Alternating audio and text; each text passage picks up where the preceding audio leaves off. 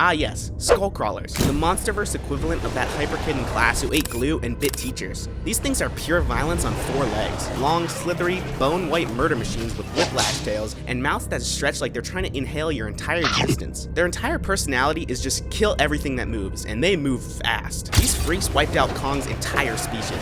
You sprained your left ankle stepping off a curb. This fight's over before you realize you're even in it. Best case scenario, you stand still and pray it doesn't notice you. Worst case, you make a noise, a sneeze, a fart, a heartbeat, and suddenly you're being swallowed like an appetizer at Kaiju's Applebee's. And if you're thinking, maybe I could run, bro, this thing outran Kong in a jungle. You can't even outrun your responsibilities. Final verdict, Skullcrawlers are bottom tier for Titans, but for humans, they're a guaranteed obituary. Built different, you're built delicious. Imagine this, you wake up in Hollow Earth, the sky is upside down, gravity's on hard mode, and you hear something hissing in the distance. That's a Warbat, the MonsterVerse's version of congratulations, you're food now. Picture a snake, now give it wings. Now make it the size of a private jet and give it the personality of a prison rock.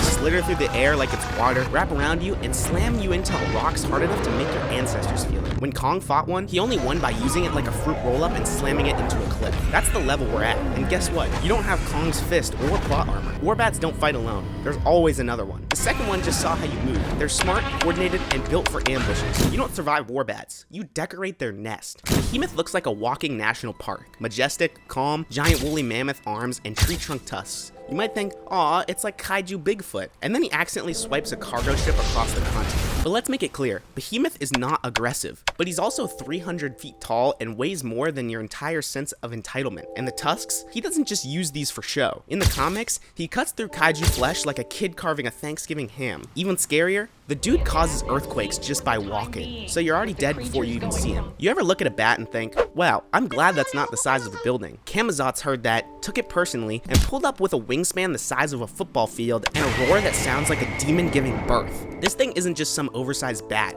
It's an ancient death god wrapped in leathery skin with a hatred for sunlight and an even deeper hatred for anything breathing. It lives in caves so deep and dark they make your sleep paralysis look like a Disney ride. And when it finally comes out, oh, you'll know. The air pressure drops, the sky gets black. Camazotz don't just fly, they dominate the sky. It can generate vortexes with its wings, scream loud enough to rupture eardrums, and in the comics, it fought Godzilla like it wasn't a big deal. Let me say that again. It took on Godzilla and gave him work. You're just gonna get snatched off the ground and ragdolled into a cliffside like an unpaid intern.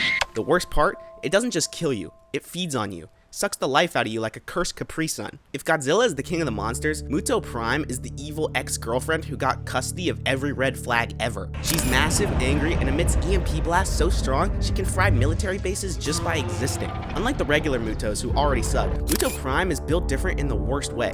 Her entire vibe is anti-Godzilla assassination protocol. She's got sonic shockwave spikes that literally shatter Titan skeletons from the inside. And don't think hiding helps. She can burrow like a giant mole on PCP, popping out of the ground when you least expect it. Let's say she spots you, not that you'd last long enough for that to matter. First, she fries your phone, then she scrambles your brain with a sound wave, and then she hits you with a tail so hard you land in next week. MUTO Prime fought Godzilla's ancestors and won. You wouldn't survive this fight. You wouldn't even survive watching it. You know how villains always say, I'll freeze you where you stand? Yeah, Shimo does that without even saying a word. A quadrupled lizard kaiju with ice breath that makes Antarctica look like spring break. She doesn't just freeze things, she shuts down entire ecosystems. Jungle, gone.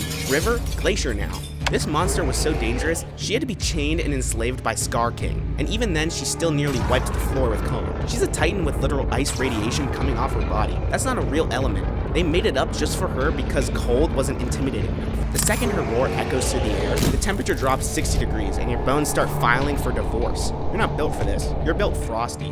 Meet the villain from Godzilla x Kong: The New Empire, who looks like Donkey Kong took a dark turn. Skar King is a hulking red-furred warlord ape with more ego than brains, and more brute force than either. He's not just some Hollow Earth gorilla with rage issues. He's a kaiju tactician who enslaved other titans and literally dragged Shimo around on a leash. This isn't just a titan. This is a godlike monster with a power complex. And he's got a whole civilization of apes that follow him because he's the baddest gorilla in the jungle. Skar King's tail is weaponized. His bone whip is laced with ancient titan tech, and he fights like someone who's been waiting 1,000 years just for beef. Now imagine you, standing there with a backpack and some confidence. He looks at you once and you're already folded like laundry. If he wants, he could swat you with that whip, throw you into a wall, and drag you back as a trophy. You're not the main character here. You're background trauma for someone else's origin story. Ah yes, humanity's brilliant idea. Let's build a Godzilla, but make it a robot. Mechagodzilla is what happens when you mix AI, monster bones, and vibes set to maximize homicide. Built with reverse-engineered Ghidorah tech and powered by a war criminal's dreams, this thing doesn't just kill, it analyzes and upgrades mid-fight. It's got rockets, spinning tail blades, plasma breath, and punches that hit like freight trains. When it first showed up in Godzilla vs. Kong, it didn't just fight, it bodied both of them. It outmaneuvered Godzilla and nearly choked him out in front of the whole Pacific. Now ask yourself, what are you gonna do when it scans you? You can't run, you can't hide, and you definitely can't hack it. Best case scenario, you respawn in another universe with less consequences. Now it's time to talk about Kong, the king of the jungle turned king of the glow-up. This isn't 1933 climb a building Kong. This is a modern, grizzly, battle-scarred, energy axe-wielding Kong who throws hands with titans for fun. Dude lives in Hollow Earth now. Literal kaiju gym, where he fights daily, sleeps standing up, and eats trauma for breakfast. When Warbats tried him, he made a belt out of him. When Mechagodzilla showed up, he soloed after getting CPR by Godzilla. When Skar King threw hands, Kong clapped back with a metal arm upgrade and no hesitation. You'd make eye contact for half a second and assume it was a challenge. You're not surviving that blow, let alone the haymaker that follows. And if you somehow survive that, good for you. Now you're his pet. Built different? Bro, you're built like Kong's lunch. The king of monsters just got a cosmic makeover, and now he's glowing pink like it's Titan's Valentine's Day. Except he's not here to flirt. He's here to erase you from existence. This isn't OG Godzilla. This is I've had enough of your planet's nonsense Godzilla. He took a detour towards Hollow Earth, absorbed raw ancient energy, and came out shining like a radioactive rave demon. And now he's angry. Not Step on Tokyo angry, not atomic breath through a building angry. We're talking nuke the continent from orbit angry. His heat signature alone would vaporize you. You wouldn't even see him coming. Just a rumble, a roar, and then you're gone. Your shadow is the only thing that survives. He's faster, more durable, and stronger than ever. And that atomic breath, now it melts physics. Pink Godzilla doesn't just fight, he ends timelines. So yeah, you're not built different, you're built extinct. These monsters don't just outmatch you, they outclass your entire species. Drop a comment which Titan you think you'd last the longest against. I'm betting you get eaten during the opening credits. Like, sub, and stay indoors. The MonsterVerse ain't safe.